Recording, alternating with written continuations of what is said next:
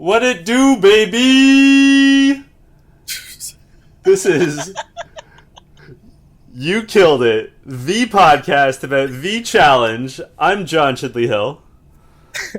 And I'm a stunned Sheldon Alexander. Coming to you live from Toronto, Ontario, Canada, the city of champions.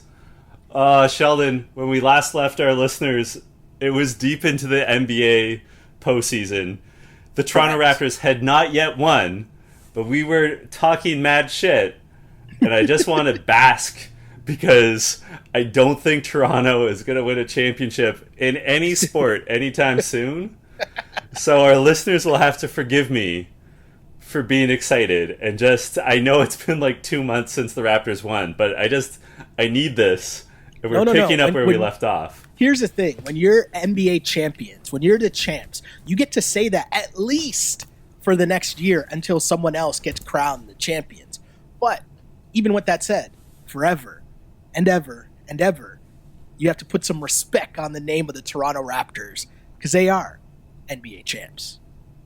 And I am so worked up, I had to take my shirt off because now I'm all hot. Wow. Too much info.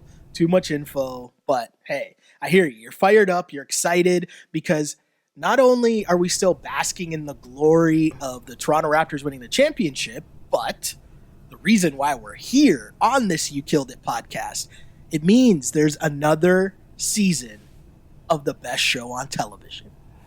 And you know what I love about when there's a new season of the challenge, Sheldon? There's an opportunity to bring new people into watching the challenge. We get to bring fresh meat in terms of fans onto the You Killed It wave and also into the challenge. Totally true. And like some people might be listening to this podcast right now, the You Killed It podcast. You might be listening to this on the On Blast feed. And the On Blast podcast network, normally we got a bunch of basketball stuff on there. There's also just a normal generic On Blast podcast, which is more of a pop culture take on things, whatever we want to talk about at the time. And so we're doing a kind of little crossover here where it's a You Killed It on the On Blast network. And this is the ability for the On Blast listeners to maybe join up and sign on to the challenge podcast, which is You Killed It. And, like and subscribe and also just join in on a new show because we're ways away from a new NBA season. And what better way to kill some time, plug it into your schedule, than the challenge, which Bill Simmons famously coined as the fifth major professional North American sport? That's right. The fifth major professional sport in North America. North America. And I mean, it sounds like a joke, but I totally agree. Because if you're not into the challenge or if you're not familiar with the challenge, John, how would you explain it? What's your elevator pitch in terms of what the challenge is? If you had to tell an alien or maybe you were telling, one of your friends who doesn't watch the show, how would you describe it? I always tell people that it is a mix of Survivor and Big Brother where they're allowed to drink, they're allowed to hook up, and they're allowed to come back season after season, just like the You Killed It podcast. Yep. And it develops rivalries, relationships, romantic and otherwise. And it's all that, and it's the crack cocaine of reality TV. Well, as mentioned, right, we are heavily influenced by the era of the Bill Simmons podcast, which bled into the Right Reasons podcast with David Jacoby and Juliet Littman, but they always described it as a Survivor on steroids. And I think that's a perfect way to put it because you get a little bit of everything, right? Like the way that this show goes in terms of just having, such a great diverse cast. And I think MTV does a way better job than most other reality shows, definitely in terms of having a diverse cast and different people from different walks of life, forcing them to live in a house together, beautiful people living and partying with each other, as you mentioned, John. Then add in the competition and the beast mode challenges that they have on this show, and then the money. This show is just incredible. It is the best show on television, and to me, the best reality show by far, for sure. But that's just me. 100%. I also... I'm not going to lie to you, though. I do have Bachelor in Paradise on my TV right now in the background. I don't really watch it. It's just kind of on in the background. I don't know what's going on. I don't really watch The Bachelor or Bachelorette for that matter. But yeah, background noise. The challenge, much more than background noise, though, right?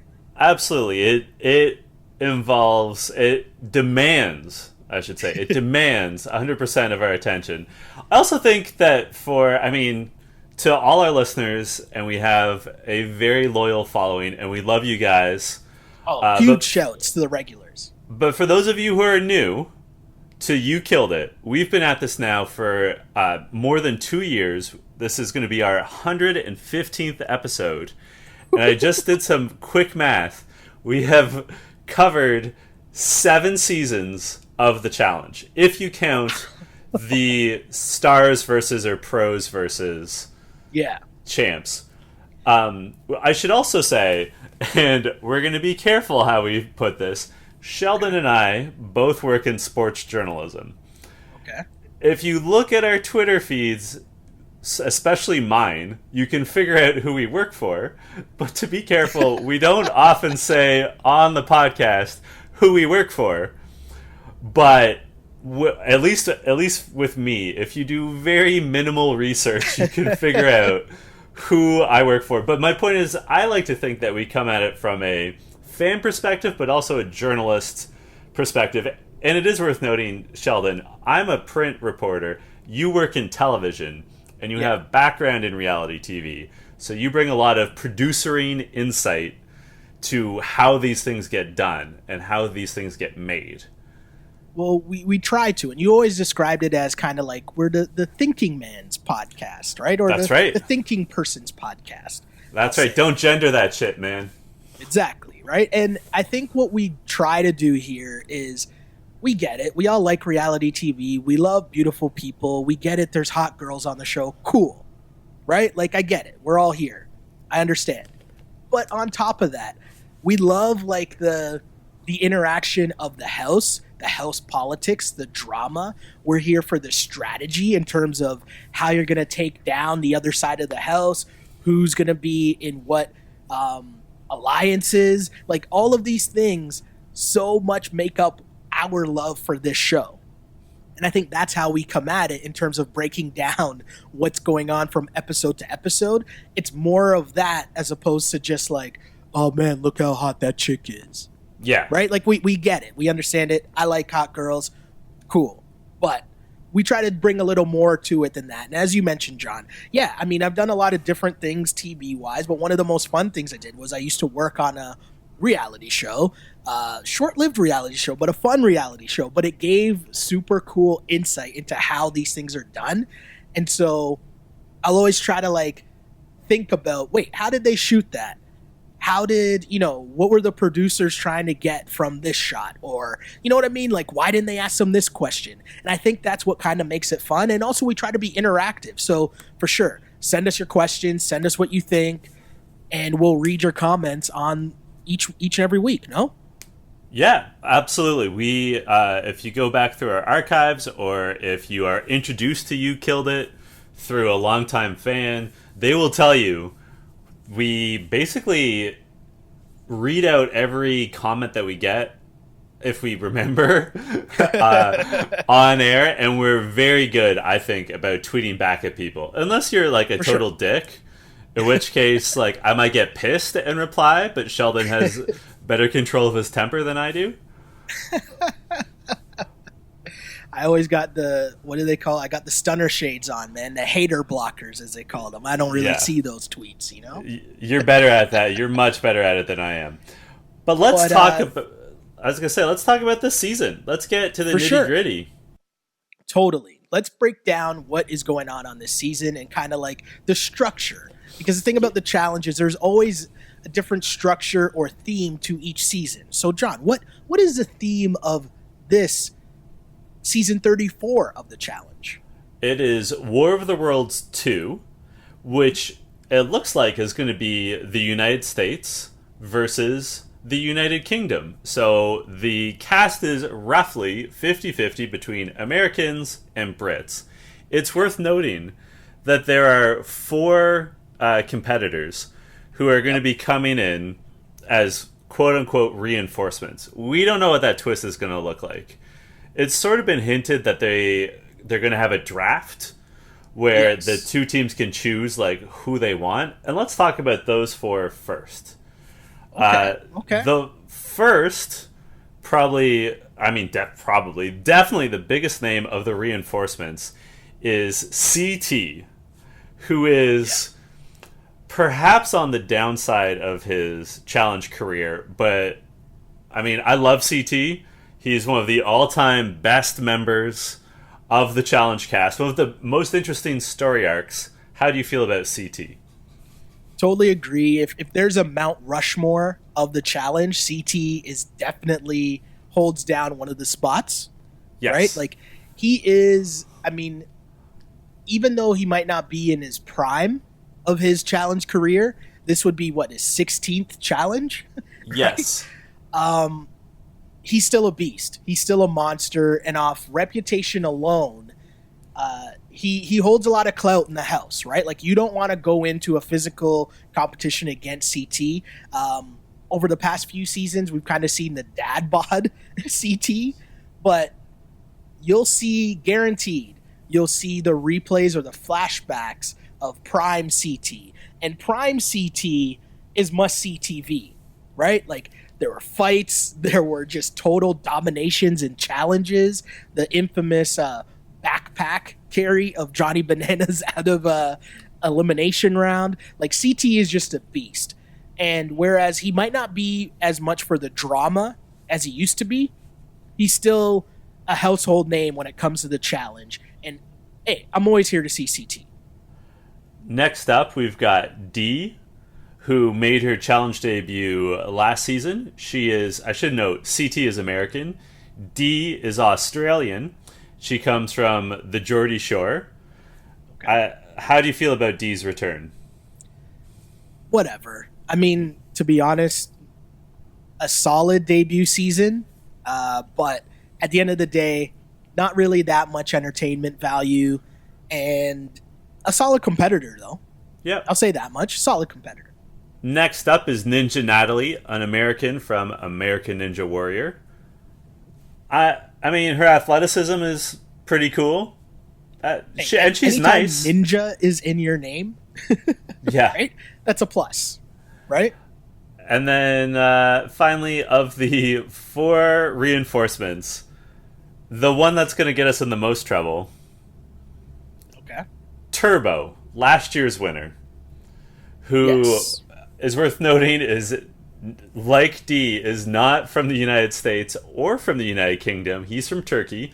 He won last year, the last season of the challenge. He also has won Turkey's version of Survivor. Yeah. You and I did not like him in particular. I found him super annoying last season. So, Turbo is a beast, right? He's a competition beast.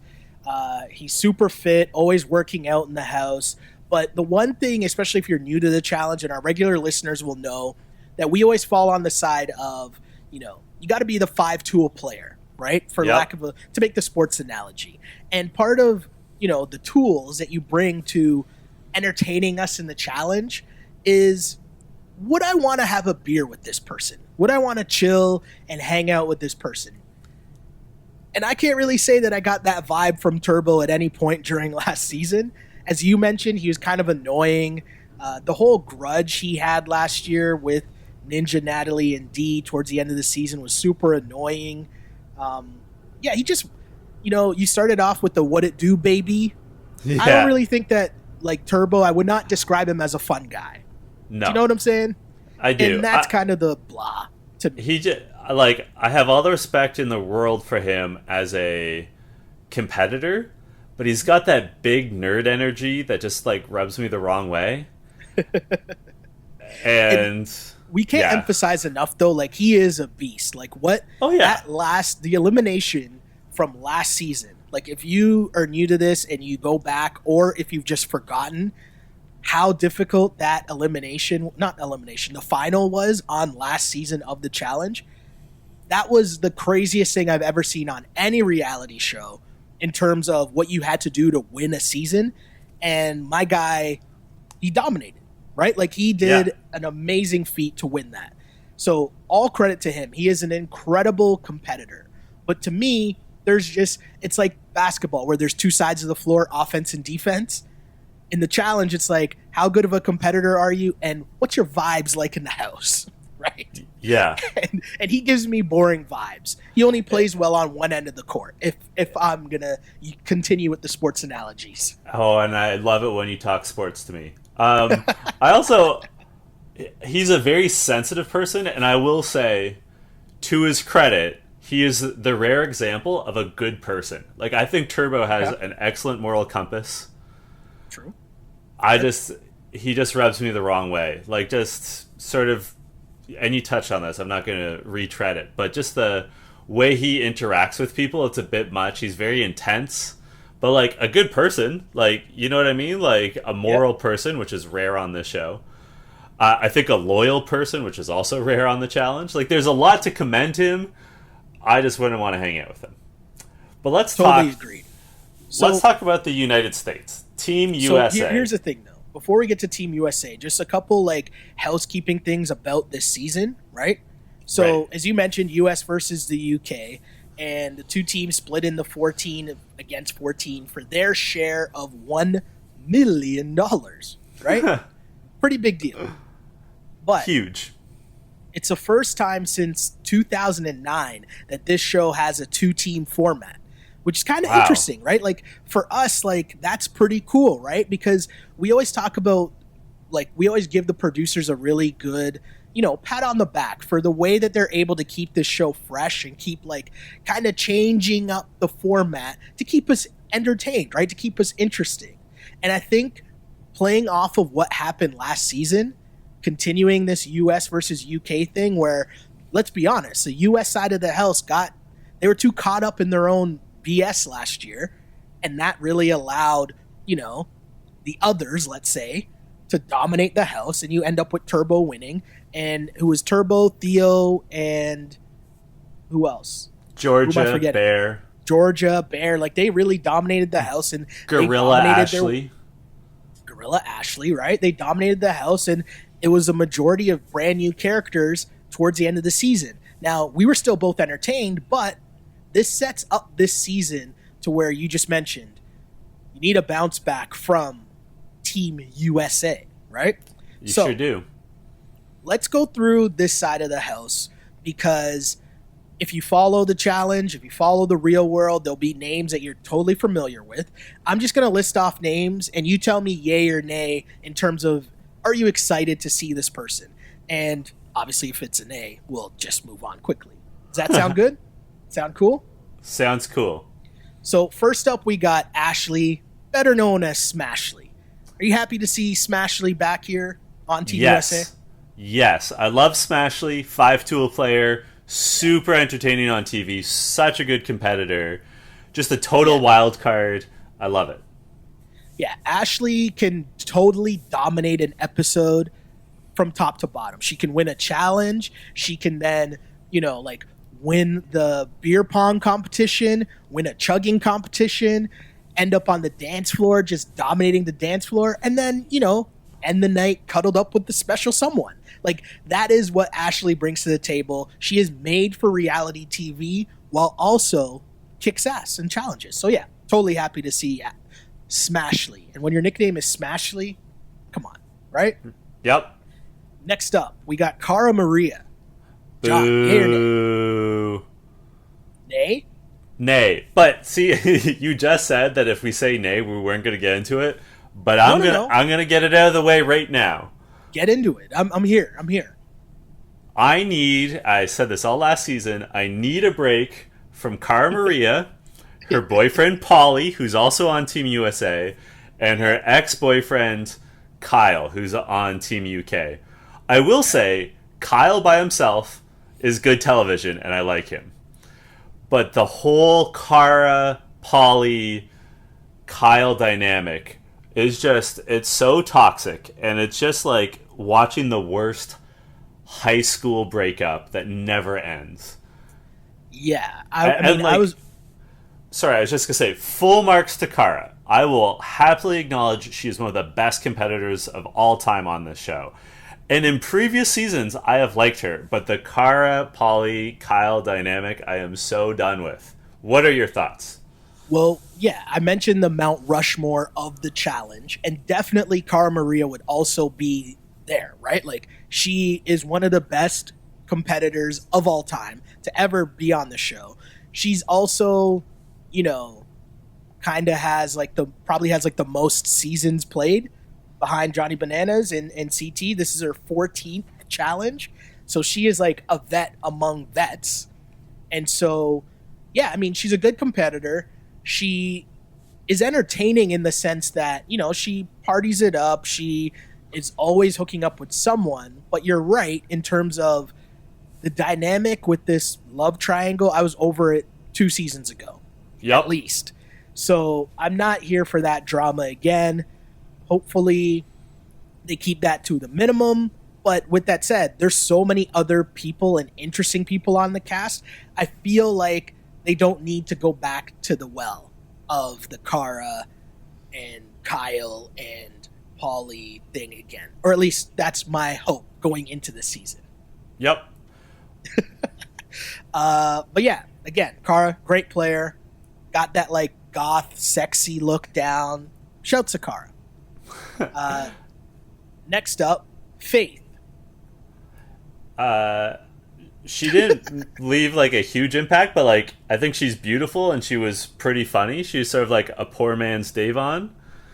Ooh.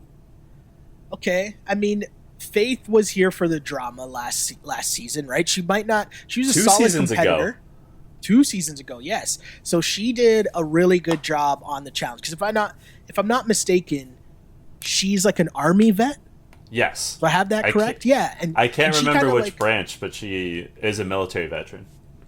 So if I remember correctly, she kind of surprised people because people weren't expecting that from Faith to just like, you know, be like, get down and dirty, let's say, in the actual challenges. Because we can't stress enough, if you're new to this show, these challenges are real. Like, it's not the Big Brother competitions where it's like, hey, stand on this platform for the longest time. Like, right? Like, it's not that kind of challenges. I was just going to say, every Big Brother competition is like, stand on this thing. Sometimes it's slippery or something pushes at you.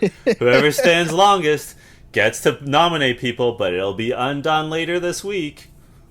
Yeah, this is like running on top of speeding buses and jumping from one thing to the next, or like, you know, diving from 30-foot diving boards into swimming. You know what I mean? Like, it's just so much going on all the time. Or just straight contact, like I was football gonna say, drills. Straight up trying to murder each other. So good. But yeah, Faith has I'd say she has good potential to be like a breakout player. Because she's good at competitions and kind of got her feet wet the last time, you know, got a lay of the land in terms of how things go. The key here for Faith is she's from Vanderpump Rules.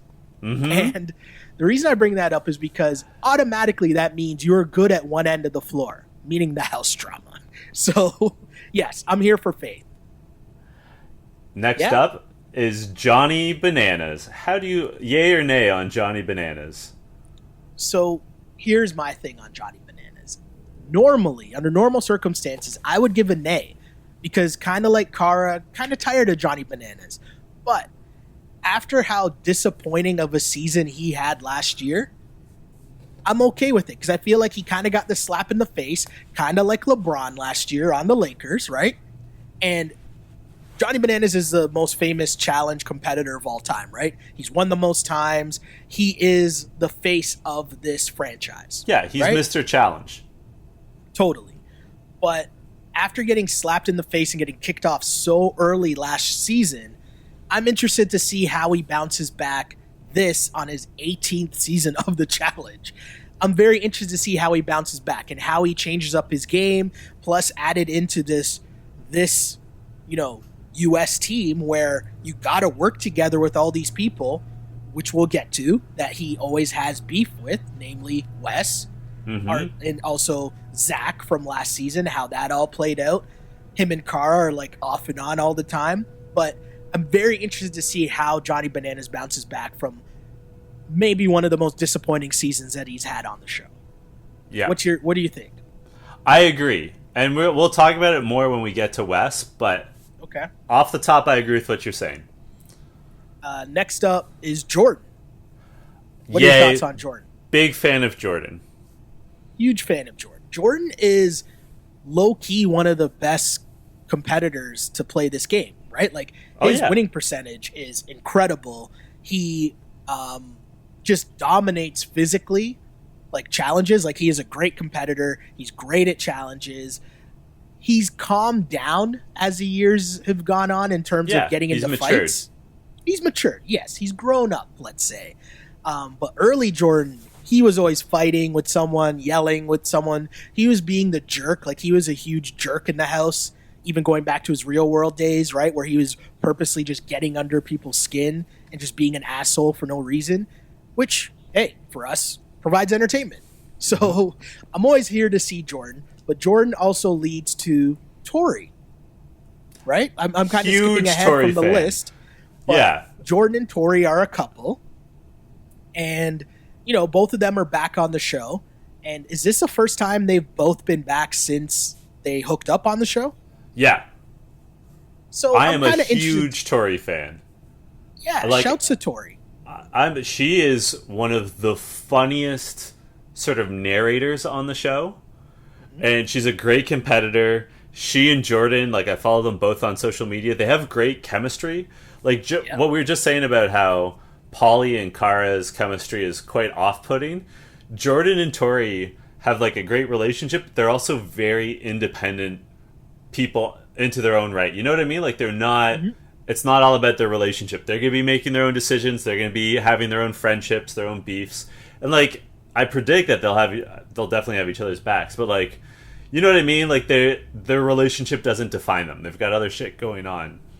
Yeah. They're good solo. Like, if you remember back to last season, to use Kara and Pauly as an example, if you go back to last season, remember how much, you know, Pauly was playing the game of, you know, am I going to do this for Kara? Am I going to, you know, just go in against Kyle just for, right? There's so much ego that gets into the game. Whereas I think that with Tori and Jordan, they just seem like cool people. Yeah. Like, going back to, like, you know, you might not want to hang out with a couple. Do you know what I mean? Like, it could be kind of weird because they're too, like, okay, we get it. You guys are together. With them, though, they seem more kind of chill, more laid back. Yeah, I'm cool with them. I'm glad to see them back. They're two people that you can hang out with. I haven't been up to date yet on Tori's musical career. Is that still a thing? To the best of my knowledge. And Jordan produced a movie, wrote and directed a movie, and CT was in it. Oh, I didn't know that. That's awesome. Yeah. That's dope. So, yeah, happy to see Jordan and Tori back on the show. And I'm sure there will be a storyline or two about the two of them that I'm pretty sure is leaked online already. Oh, yeah. I don't know if super we'll get public. to that, but we'll get there. Okay. We won't talk about it on this episode. We're going to talk about it as You Killed It rolls on over the coming months. Next up is Josh from Big Brother. How do you feel about Josh? Josh had a very interesting first season. I mean, we didn't see the full effect of Josh, and I say that because I watched Josh's season of Big Brother, in which he won in, like, the weirdest win on a reality show ever.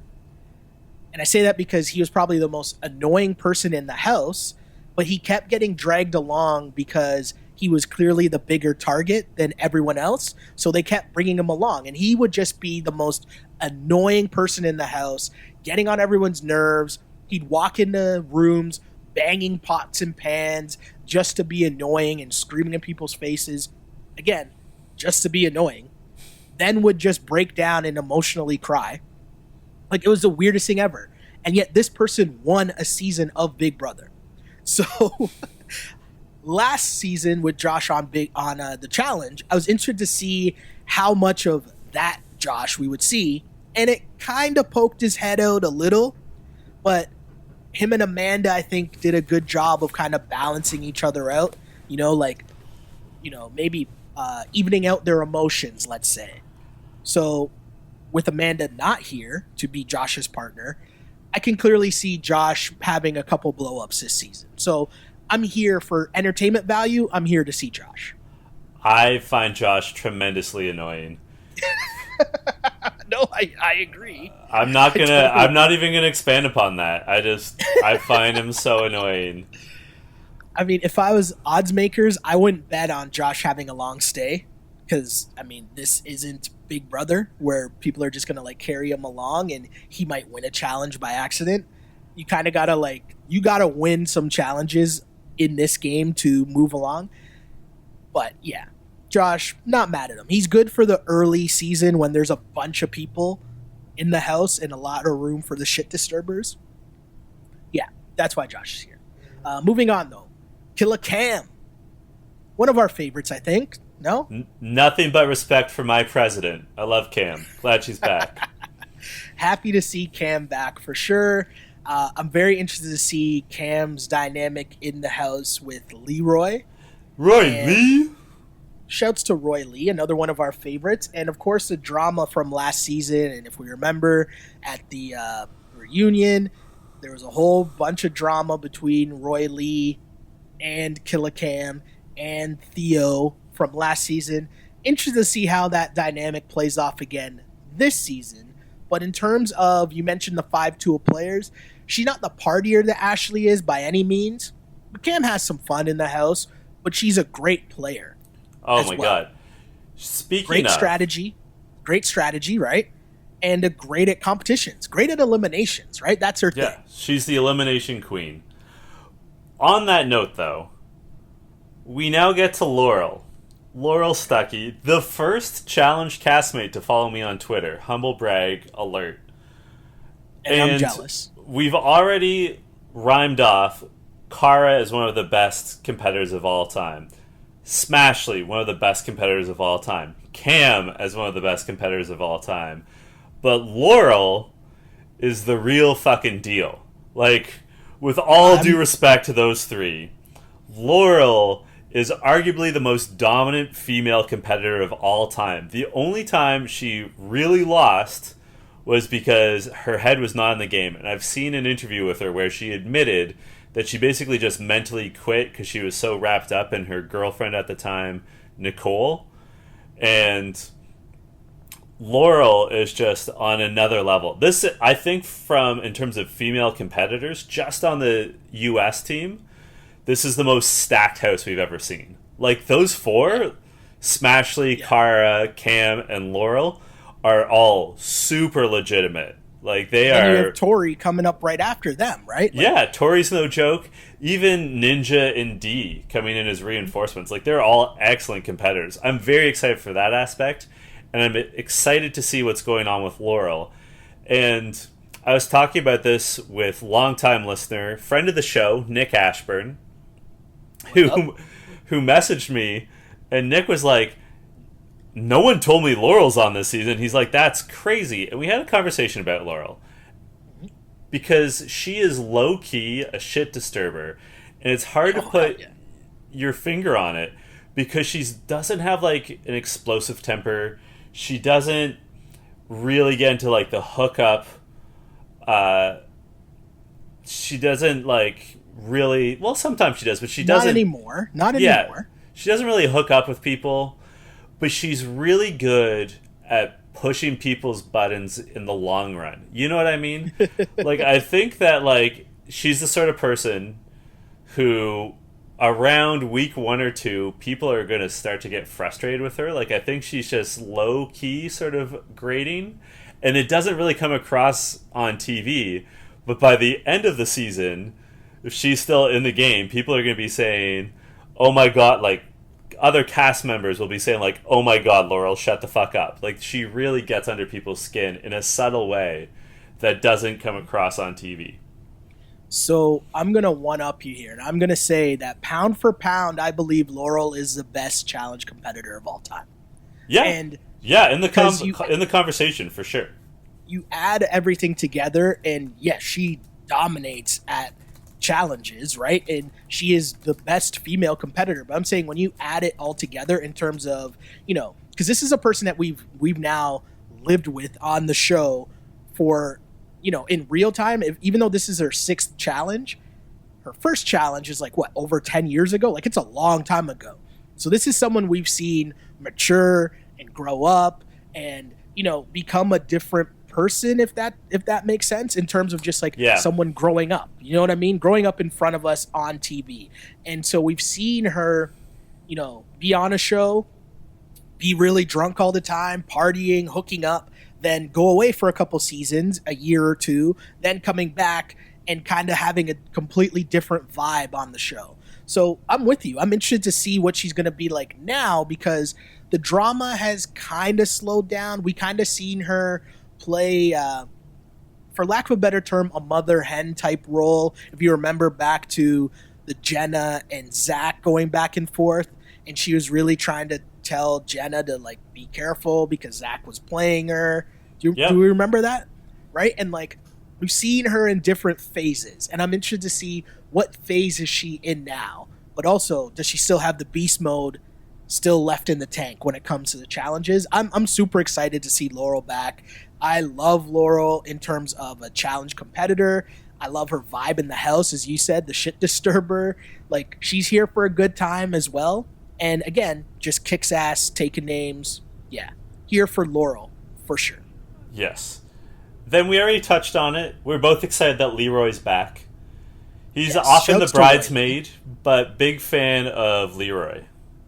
I was talking about it today before I left work. I was talking to friend of the show, Lawrence Thomas, about how we were going to do the preview episode tonight of You Killed It. And I said to him that Bill Simmons and company, they've not ruined Leroy to me, because I still love Leroy, but when they called him the Carmelo of the challenge, that really hurt my feelings, because I love Carmelo and I love Leroy, but it's so perfect because Melo, like Leroy, close friends with LeBron / Johnny Bananas, but doesn't ever win. And it's just come on. At one point, Leroy has to win, no? Come on. We need to see this. Is this the year, John? Is this the year? We'll see. We'll see. Next up, we got Nani, who made her return to the challenge last season after a bit of a hiatus. But John, are you happy to see the return of Nani? Yes, I like Nani. I like the role she's going to play. And we're going to save Wes for last on the Team US, because I think Wes is really going to encapsulate sort of a summary. But what I really respected about Nani, because she was on last season, as you said, she was sort of the voice of reason among the Americans, among the veterans. And I'm curious to see how that plays out. And also, she is best friends with Leroy, so she might get drawn into the drama with Cam and Theo. Yes. So, big Nani fan, glad she's back, and I'm interested to see how things play out with her. Yeah, super interested to see how that plays out as well with Nani. She's a great character, and as my text messages continue to go off in the background, as you can hear the dings. But, yeah, Nani is a great character, and you touched on it a bit about what was going on last season. And she was one of the first people on the, U.S. side or the vet side of the house to acknowledge the fact that they were just going at each other and picking each other off, while the other side of the house, the UK side, was just, Millie rocking all the way to the final, right? Because Millie rocking, amazing. Right? Well, the US, they were just busy knocking each other off, and the other side of the house was just sitting back and laughing, essentially, right? And so, yeah, now that the teams are there, totally interested to see where Nani falls, because she's someone who can be a leader on the team, but also will call people out on the BS. Well, so I'm interested to see that dynamic. It's interesting. It'll be interesting because the American team is a team of very strong personalities. Totally. Right? There are no shrinking violets on this team. Faith is probably the quietest among them, and she ain't quiet. Yeah. I mean, and the next person on this list is Paulie. We kind of touched on him. We touched him. He kind of deals with that small man syndrome, so he's definitely gonna speak up. Yeah, in a room where he doesn't deserve to have his voice heard as loud as some of the other names on this list, just based off resume. Yep. I already said it. I'm not excited that Paulie's on the show. I need a break from Paulie. Totally agree. We already talked about Tori. Yep. Let's talk about Zach, because I do want to save Wes for last. So, Zach, I mean, at this point, I can't really say I'm excited to see Zach. Like, I'm not really sure what he brings to the table. He's a pretty solid competitor, but especially after what came out during the reunion, where they're trying to figure out, was he throwing challenges? Was he trying to just get off the show at a certain point? Like, it just seemed really weird. And, you know, Jenna's not on this show this season, so that's one storyline that's removed. And we've already seen the seasons where Zach just sort of fades into the background. Do you know what I mean? Yeah. And tries to just like slide along. So I'm going to say nay. I'm not really that excited to see Zach. What do you think? I'm not super excited, but it's also, he's going to be an interesting factor. And okay. I'm gonna wrap it all up for Team USA right now by talking about friend of the show, our guy, Weston Bergman. Because Wes, in my mind, had one of the most interesting seasons ever last season. Okay. For people new to the show, Wes is one of the winningest competitors on the show ever. Took a long break. Mm-hmm. He is he is the arch rival of Johnny Bananas. Yes. But they have a weird sort of frenemy thing going, and this is not conjecture. Wes has been on You Killed It and told us that although he and Johnny have tons of issues, they also understand each other and can bounce off of each other in some ways. Like, as much as they want to take each other out, they also respect each other enough to know that they can bring different things to the table and can, maybe not over the course of a season, but day by day, like moment by moment, they will work together when they realize that it works to their mutual benefit. And what was sorry, go ahead. No, I was going to say which is what makes this season so exciting, right? Because how are these people who are used to doing like this tap dance with each other every season, right? Where it's terms of like who's going to take the first shot in terms of trying to get the other one out of the house. But now you're teammates and you kind of want to have your strongest players around. And so how's that going to work? Because there's going to be, you know, one of the most interesting things about the season is going to be who's going to be the leader of each team, right? Yeah. And that's going to be very funny to see how that goes, because we know why Johnny Bananas is here. He's here for the camera time. He's here to, you know, make all the jokes in the confessionals. He's here to be part-time producer, right? Part-time manipulator. And I don't know if anyone manipulates the game better than Wes. No one does. That's the answer. No one manipulates the game better than Wes. So with them on the same team, I don't know. It's going to be super interesting. Well, and you touched on this off the top of this episode of You Killed It. The biggest storyline, it wasn't a storyline, but I guess theme of last season, the first War of the Worlds, was that the Americans could not get over their own shit. And by that I mean they could not get over all their interpersonal rivalries because they've all been on this show so many times, right? That they all have these running beefs.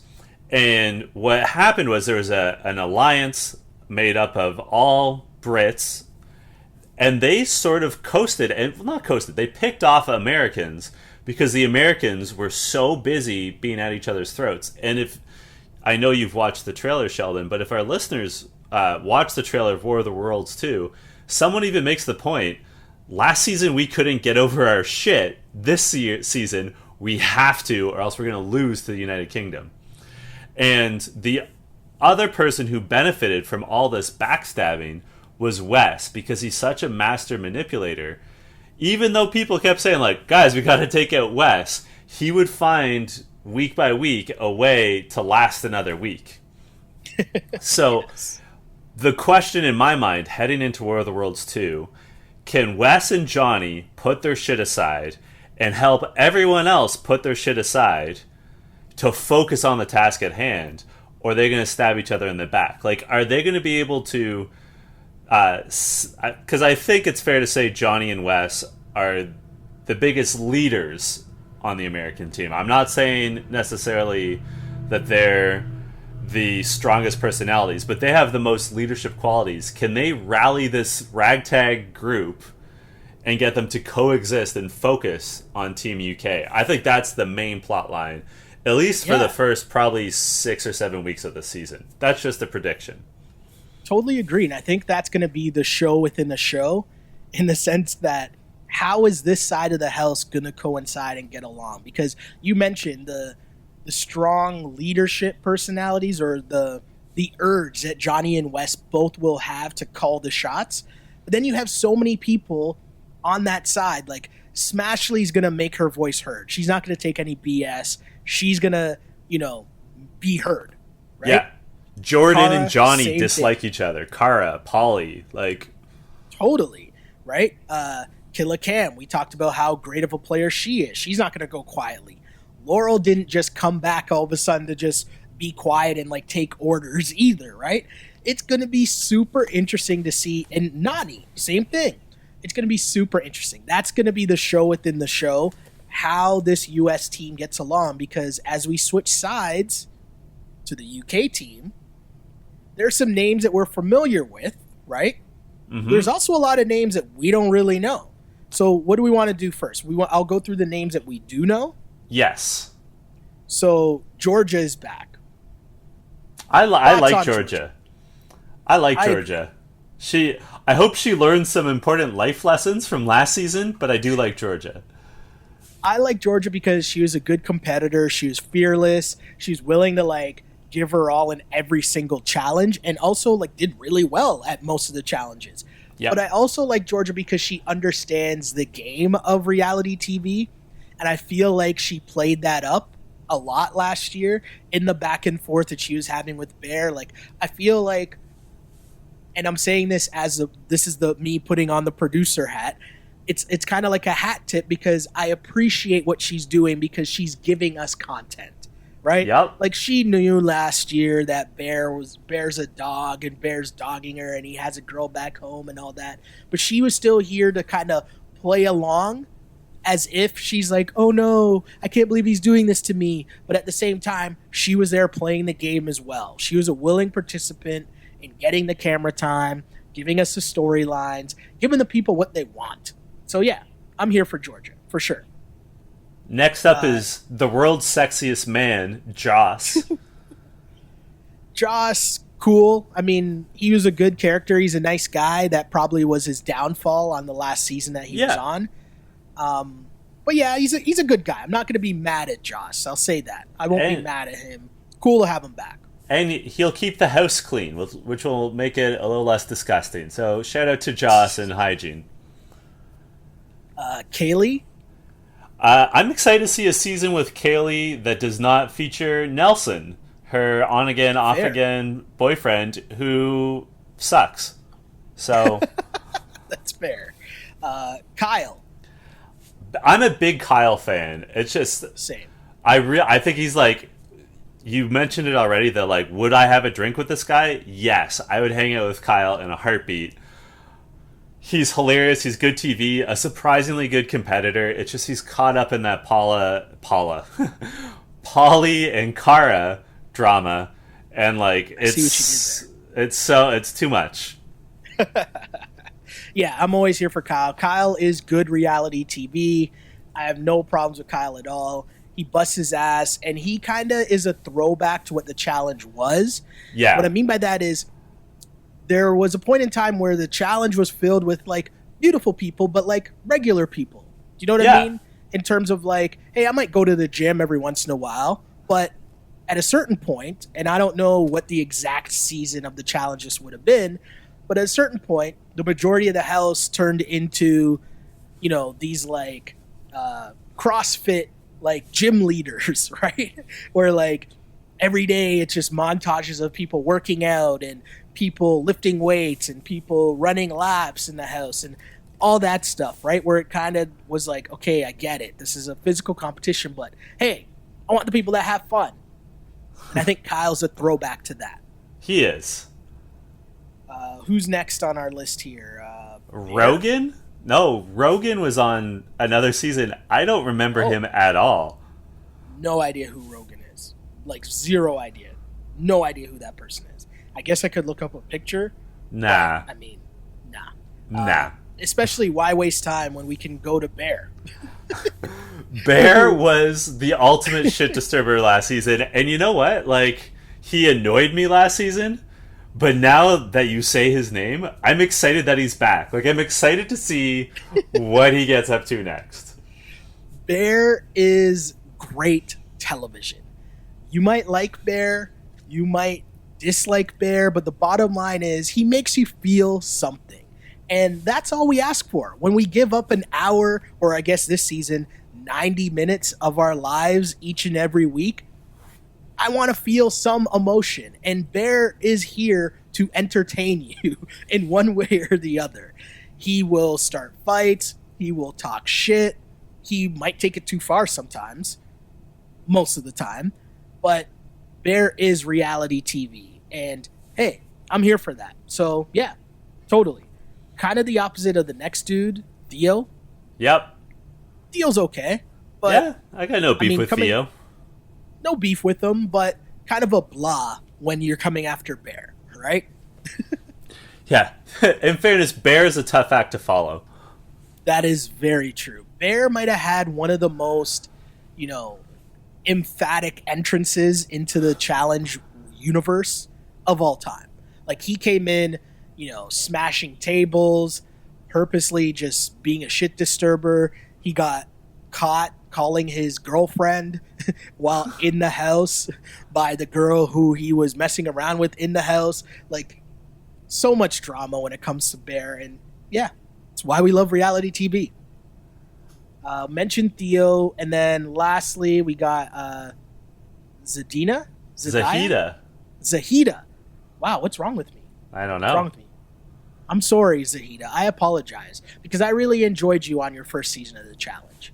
So I apologize for that. Yeah, I'm happy to see her back. She's good peoples. Yeah, she seemed nice. So overall, Team UK, there's a bunch of other people I don't know. Do you know anything about these people? Oh, Sheldon. Oh, Shelley. I took the time. This is my level of obsession that I researched many of these people. Like, I literally went through the list and started, like, doing Google searches on these people. And I hadn't heard of some of these shows. So I did a little research on them. So let's start, I think, with the most interesting member, in my mind, of Team UK. Okay. I'm going to draw your attention to Esther. From... Okay. I don't know how to pronounce the name of the show. It's BK Chat LDN, which I know LDN is London. I'm not sure if it's supposed to be back chat or if BK stands for something. No idea. Have you heard of BK Chat London? No. I have no idea what that is. Let me take you to school, Sheldon. Okay. Because there's a very good chance that none of our listeners are familiar with the show, especially if they're North American. It is as the name implies, it is a British web series. It is not on TV. Okay. It is not on like a terrestrial station, as they say in the UK. It is not on cable. It is not on basic cable. It's not on antenna. It is on YouTube. And the format of the show is that they have 5 young women and then 5 men, and the producers ask them a question, typically about relationships, and the women will answer the questions and the men will answer the questions, and it's sort of giving their opinions. And what's interesting is It's literally filmed in the kitchen of an East London apartment with like the 5 members of each gender. They take turns, but like we'll start with the women, all like sitting or leaning against the counter. They have this question thrown at them, but all the people of the opposite gender are sitting on a couch in the same room. So sometimes they'll like toss like lob bombs in, and I'm sure you're familiar with the album "The Miseducation of Lauryn Hill." Correct. You know how they have, I don't want to say skits, but they have those interludes between some of the songs where it's like a guy talking to a group of like teenage women. Okay. It's a lot like that, only like modern day and not with like one of the best rap albums of all time surrounding it. Okay. I have watched one episode of BK Chat London, LDN, whatever. Backchat. I wish I knew how to fucking call it. No, they don't. In the intro, they don't say with the show like how to say the name. The very first episode is infamous. Just Google, dear listener, Google. He broke up with me at a bus stop. It is also known as the Honey episode because a woman on the show, Honey, talks about how she got dumped at a bus stop, and shit gets live. Shit gets heated. Because one of the men announces, and I'm so sorry for saying this, I'm just quoting him, "You were a side ting." I don't normally say things like ting, because I don't think I'm the right person to use that phrase, but I'm just quoting so I feel comfortable. And she insists that she was not a side ting. And it's in the United Kingdom. It's a super controversial show. The majority of the cast are British African, and by that I mean they're not from the Caribbean and settled in Britain. They are specifically, most of the cast are Nigerian, but they come from. There's some Angolans. I believe Honey was Iranian. I could be wrong, but Esther. Getting back to the challenge, Esther, the lone representative from BK Chat London, Backchat. Fuck, I wish I knew what it's called. She comes out of the gate on this show so fucking hot. I can't even put into words what she's like. What an equivalent would be like. You know, Cash Me Outside Girl. Yeah. Bad Baby. Okay. Unfortunately, yes, I do know who you're talking about. But like, that strong an opinion. Like, so the opening question on that episode I was just talking about, he dumped me at a bus stop. It starts off with questions about men cheating on women, and Esther out of the gate is doing the like slap punctuation. You know what I mean? The punch slap punctuation, and talks about how if a woman has ever slept with her man, they better be under instructions to never ever approach her on the street because she will fight them. Like, this is within like the first 2 minutes of the show. Like, she comes out hot.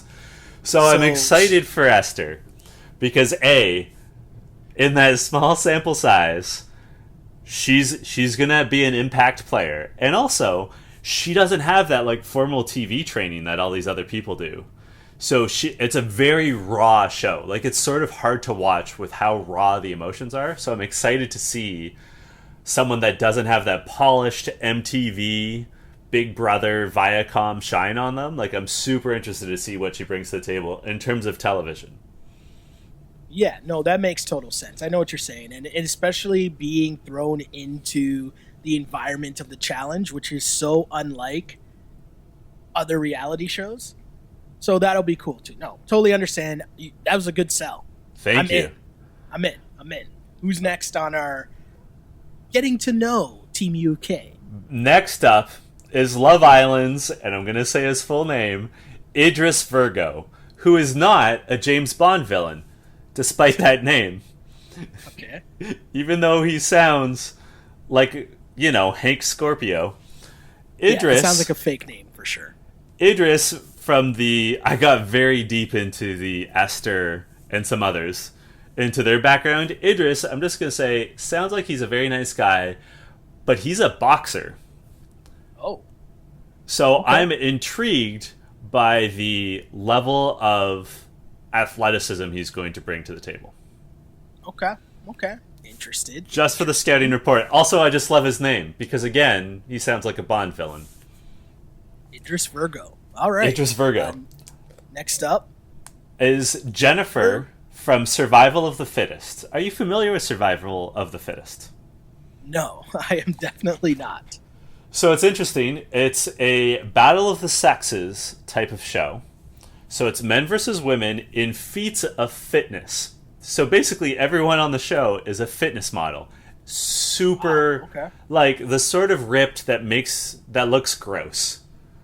You know what I mean? Where you're like, wow, Yeah. I didn't think I could see veins on abs, but here we are. You know what? I think I saw a tweet about her from the challenge account Yes. very recently. Yeah. And I was kind of like, holy jeez. I think that had to be her, right? Yes, that would be her. She's also an identical twin. And I just want to touch on the format of Survival of the Fittest because it's intriguing.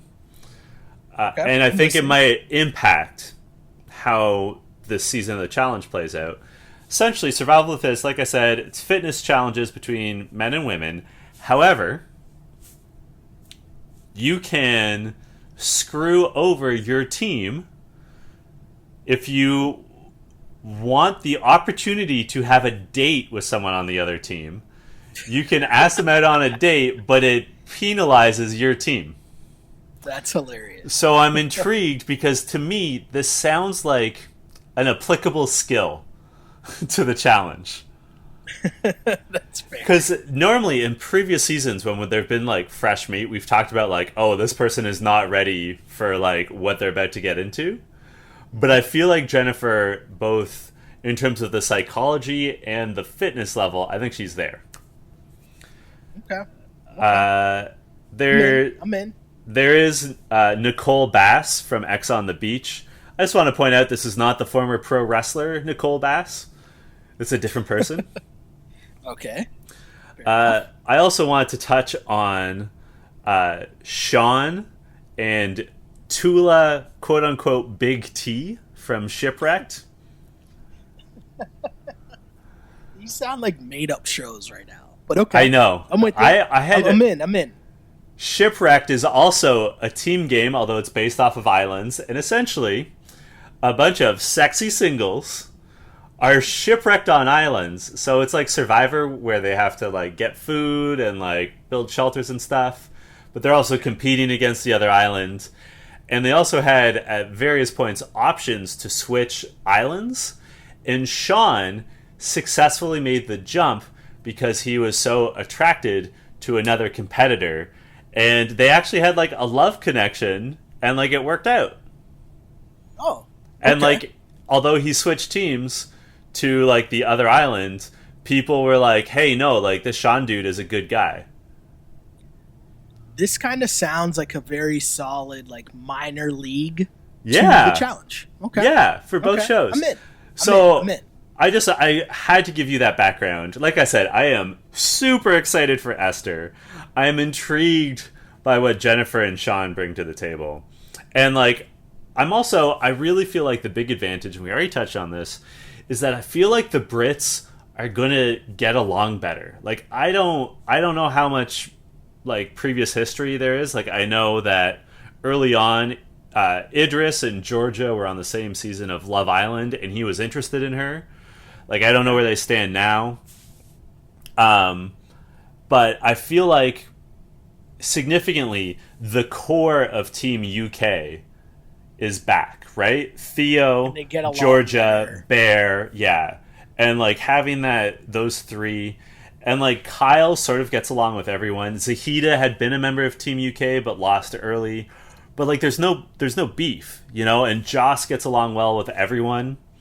So, like, there's not this... Like, the combustible elements, really, are Kaylee and Kyle, because Kyle is wrapped up in all that shit. And Bear, because he's a lunatic. So I'm really excited. And it's interesting to note that Kyle is the most experienced person on the challenge. This is his fourth challenge. Everyone else is on their first, second, or Joss is on his third. Everyone else has just the one or two. So it's interesting. I'm very intrigued. I'm super intrigued, too, to see how the crossover showmances might work. Yeah. Do you know what I mean? In terms of the US and UK team and how that plays into the competition. And to be honest, too, there's nothing that gets me more hyped than the first season of the first episode of a season of the challenge. It's always so good. Everyone getting into the house, being all excited, them trying to figure out where they're sleeping that first night of partying, the terrible Johnny Bananas speech. Like, I'm so giddy for this season already, and it hasn't. We're still a week away. We're still a week away. So let's talk. Let's do a little housekeeping before we throw to our social media shoutouts. Okay.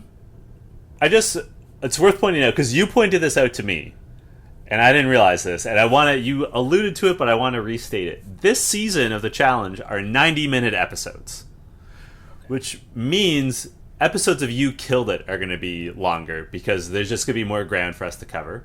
But I also want to warn our listeners that they're going to have to watch, like, when you're setting your PVRs, it's like an extra 30 minutes, just like for planning your day. Yeah. It's going to be on Wednesday nights, which means You Killed It. We are going to endeavor to come out every Thursday night. We have a pretty good track record. Sometimes shit comes up, but we're going to try. So on You Killed It, we have 2 weekly features. The first is What Was Your Line of the Episode? This is usually what we thought was funniest. And then we have our weekly MVPs, where we simply ask each other who killed it for you this week, as a shout out to TJ Lavin, the best host in reality TV. Obviously, doing this preview episode, there's no lines of the episode, and there's no one who killed it aside from you and I, Sheldon. We both killed it, obviously. Yes. So I do have a question prepared for you, Sheldon. Okay. I do have a question. We're going to get ourselves in some trouble. Let's have some fun. We are neither American nor British. Some people would say that Canadians are like a mix of British and American. We're like the more attractive, better-looking children of both Britain and the United States. Okay.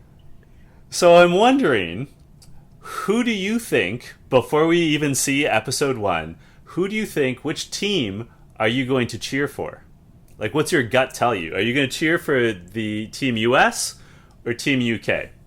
My gut tells me I'm going to cheer for Team US just because I have more of a long-standing relationship with more of these people, right? Like, You mentioned Wes, you mentioned Bananas. I have a more vested interest in Team US because I've spent so much more time with them.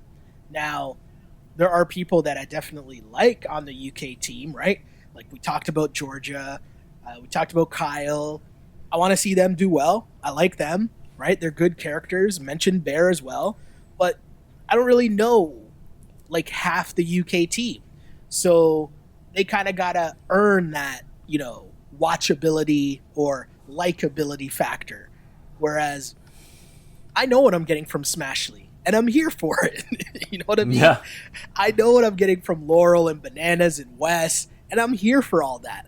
Like, this is why I'm here, for these people on the U.S. team. Now, do people break into that? Of course. We just mentioned a couple names. Kyle, we mentioned Bear, we mentioned Georgia. You can bust through that. But why I'm here is for Team USA. So I'll be rooting for them. That's my guess. I agree with everything you said. That familiarity is a big boost. It's a big benefit to the American team. But here's my counter argument. There's more people on the US team, on the American team, that I dislike. There's no equivalent to Polly. There's no equivalent to Kara. It's fair. And Josh. One thing, Josh. One thing that I'll say about last season was it was very frustrating to see the Americans not get their act together. And, like, I really liked Nani and Wes last season because they were really trying hard to rally the troops. And they were dropping mad truth bombs, but people couldn't get over it. But I will say, just overall, I'm intrigued, especially after talking about this with you. I'm really intrigued to see how all this plays out because there's so many plot lines. Like, we haven't talked really about the fact that Jordan and Johnny Bananas dislike each other. That Laurel and Kara were rivals. In fact, they were on the first season of Rivals together. And then they were best friends, and then they had a falling out again. Like, there was a season. Who was the guy that they were not fighting over, but fighting over? Wasn't that? It was Nicole. Was it Nicole? Oh my god! Yeah, it was Nicole. It was Nicole. Yeah, it was Nicole. That's incredible. So I'm so excited to see this. As you said, there's nothing better than the first episode of the challenge. I'm grateful that we had like 2 months off to recharge. You and I were very busy with our real life jobs. Yes. So I'm like feeling recharged, refreshed. You and I both off air agreed that this is probably going to go to Christmas, right? Like, I would assume that just because there's so many people, and this is without knowing the format.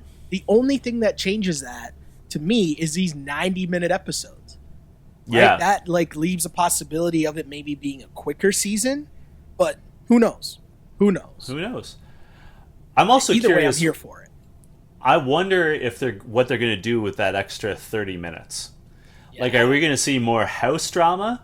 Are they going to have like maybe like mini reunions after every episode or what? Like, I'm just curious to see. Well, we talked about how last season was so good because they went back to basics in terms of the structure of the show. They went back to having, you start off in the house, you have one challenge, you see who wins a challenge, you have a deliberation, then you have an elimination at the end of each episode.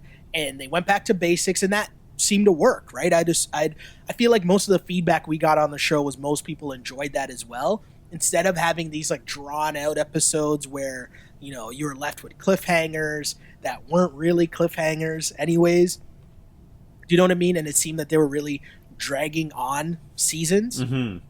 Last year was a breath of fresh air that they went back to basics. So who knows what that means this year with the 90-minute episodes, but I'm excited to find out next week. Where can the good people find you on social media? You can find me on Twitter at Shell Alexander, on Instagram at Sheldon Alexander, and, like and subscribe to the pod. You can find the You Killed It feed on SoundCloud and on iTunes and on YouTube. Like and subscribe. And to quote the wise words of Bomani Jones, give us those 5 stars, because if you give us only 4, then we're forced to think that you're a hater. You don't want that. You don't want that, right? No. But yeah, and if you happen to be a You Killed It person that might be interested in the On Blast podcast, you can search that too.